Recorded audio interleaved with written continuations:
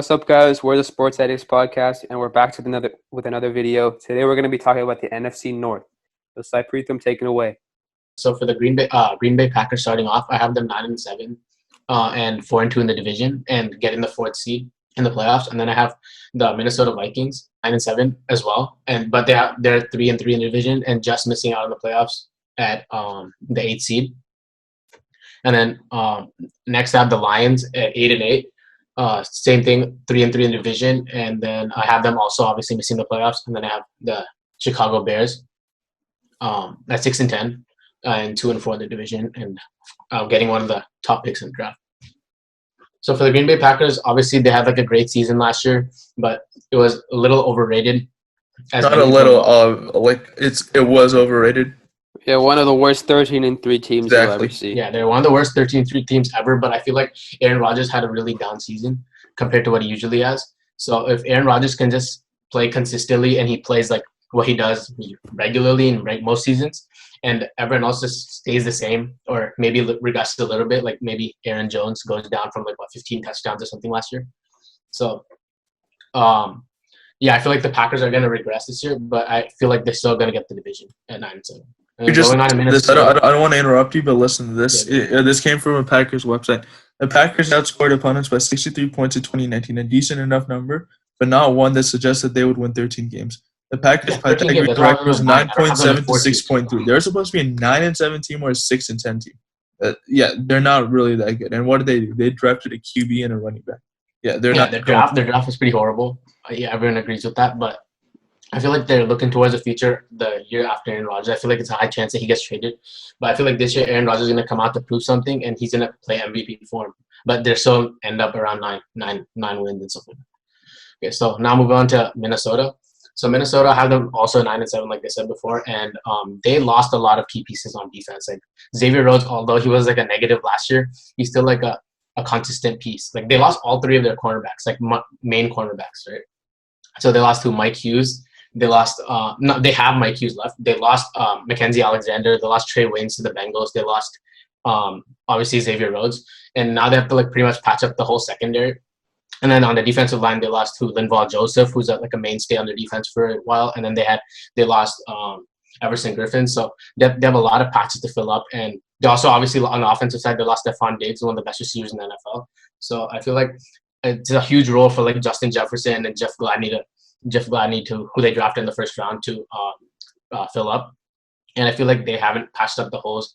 And I feel like Kirk Cousins had a career year last year, especially in the playoffs, with his famous quote, "You like that," right? And then after that, moving on to Detroit.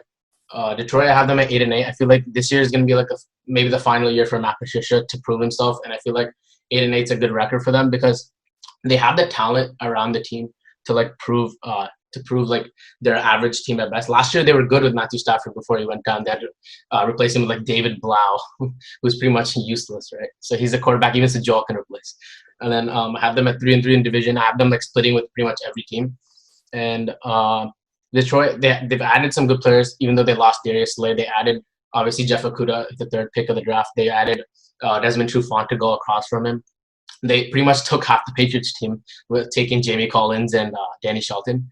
And then, on the offensive side, the main addition was obviously DeAndre Swift from the draft, and they also they also like lost some useless players like Graham Glasgow, right? So they still have some like bad. He's pretty serviceable. He's not really bad. Like he's still a serviceable. He's not a top tier offensive lineman to really. But they lost their best player, Darius Slay. Don't forget that. Yeah, they did lose their best player, but I feel like Stafford's going to come out to prove that he's still a top 10 quarterback this year. And I feel like he's going to be good, but their defense is still going to be the average to below average, causing them to be 8-8. And the Chicago Bears, they still have a revolving door at quarterback with Mitch Trubisky, who's been obviously one of the biggest busts of all time, not named Jamarcus Russell. And then they brought in Nick Foles, who I think proved last year that he was just a one-year wonder in the playoffs with the Philadelphia Eagles. And I feel like even though they have like some superstars on defense, Khalil Mack and like really good players like Eddie Jackson and Hakeem Hicks, I feel like Eddie Jackson had that one really good year, and last year he went back down to earth. And they lost like a decent amount of players from their 2 years ago, like Adrian Amos to the Packers. So I feel like the Chicago Bears are just going to be average this year to below average, like they were last year. I don't really see Detroit winning 8 games. Their coach is not good at all. I think he's gonna. He's a proven coach. He's won Super Bowls as a defensive coordinator. So with Bill Belichick as a coordinator. I mean, almost every single coordinator that leaves New England does not have success. Bill O'Brien has had the most. He had success. He hasn't obviously won a Super Bowl, right? But he's had zero success. They've won. Yeah, they've been terrible since he came over to Detroit. No, his GM shit is terrible. Okay, we all know that. But his coaching isn't as bad as it. And Romeo Crennel, he's been a consistent force in. Dude, the players don't like Matt Patricia. They have openly spoken up against him. They said he's not a leader. But he hasn't also had like the fair chance. Like he had that 1 year with Matthew Stafford, but he had like a horrendous defense. He had no talent on it, right? And he still doesn't have talent on that defense. Yeah. He's added talent. He added a couple New Jeff England Okudah, making the Detroit. Okay, they replaced Darius Slay with Jeff Okudah. So they replaced their proven talent with an you can say unproven. Okay, with the top cornerback, but it's still unproven. So they haven't. That's fine, but they added Jamie Collins to their horrendous linebacker core, right? Jamie Collins was great last year. Obviously, he's from New England, so they're all ifs, like Danny Shelton. But if they play just how they did in New England in the same system, I feel like they're gonna flourish at least to 8-8. Or well, that's the same thing that happened last year. They signed Trey Flowers, expected the same production. Yeah, he was injured though last year. He had a core. I think he had a core injury. I'm pretty sure. Even before he was either way, he's not worth 16 mil. How much? He's not. Dude, the money isn't the point, but they have the talent. I don't care about the money. They can spurs the money. They're not gonna sit on the money like your Colts, Joe. Okay, well, okay.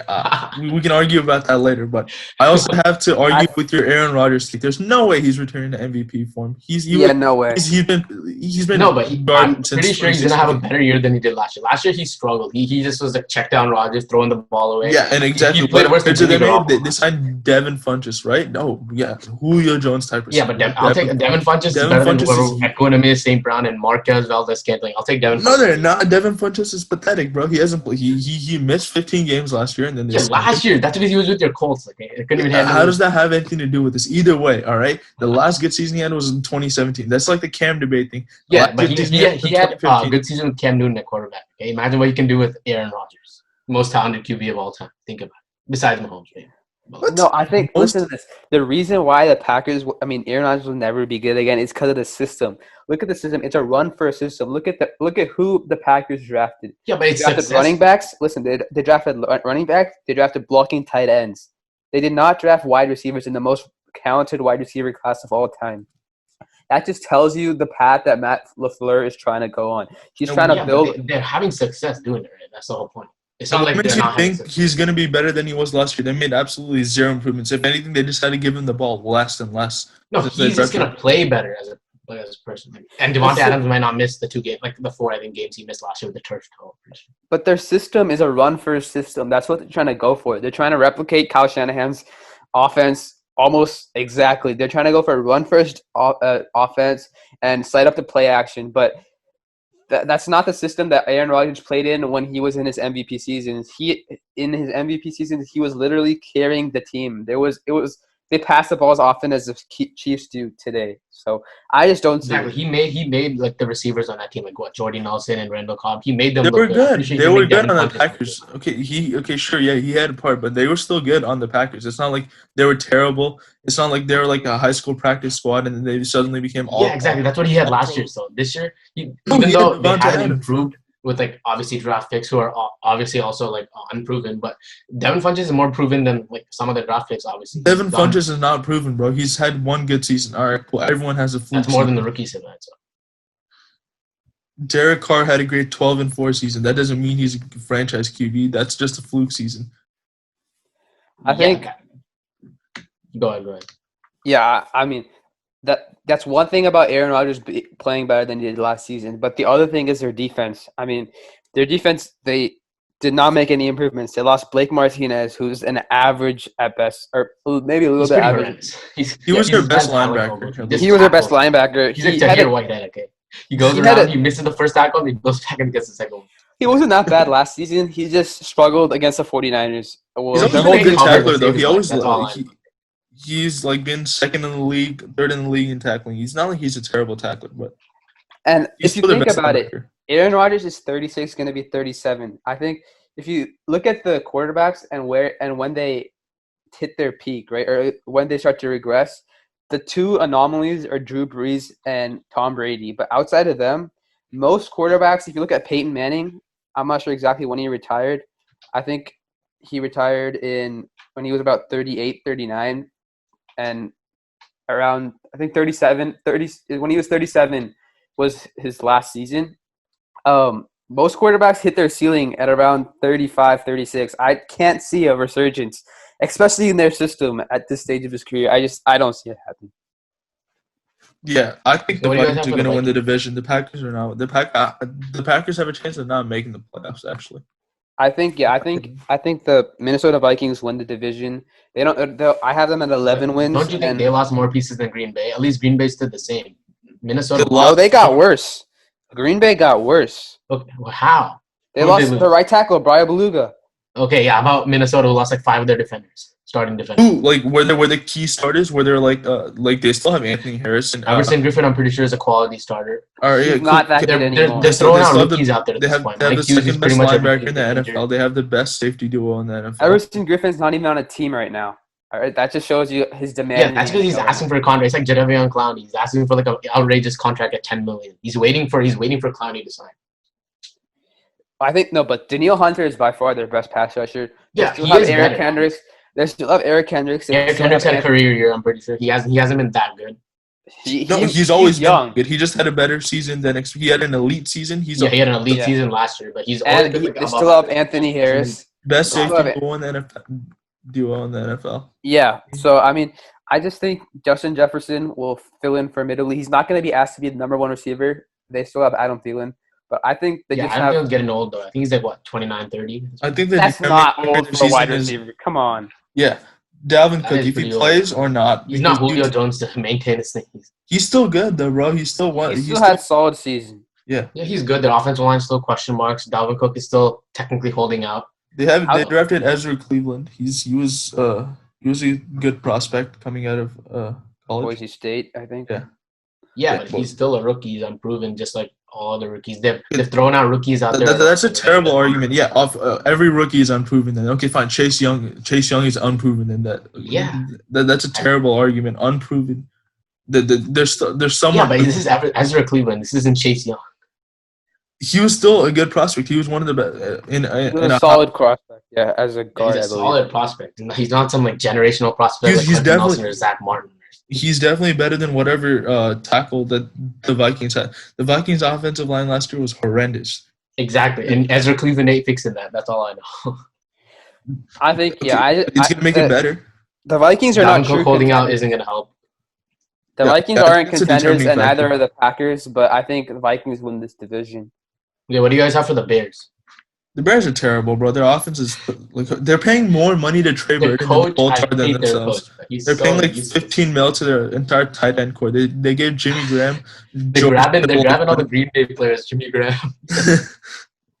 Yeah, they're just throwing the money on the tight ends, and they cut him a year later. What, like Trey Burton? He's on the Colts. Yeah, no, the Bears are paying him more money than the Colts are themselves. It's like pathetic. And they drafted another. Bears are wasting Mac's career. That's all they're doing.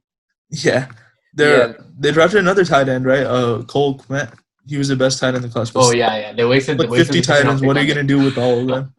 Put them up on a showcase? Yeah, they're not going anywhere. Yeah. Well, I think that wraps up our NFC North preview. So thanks for watching.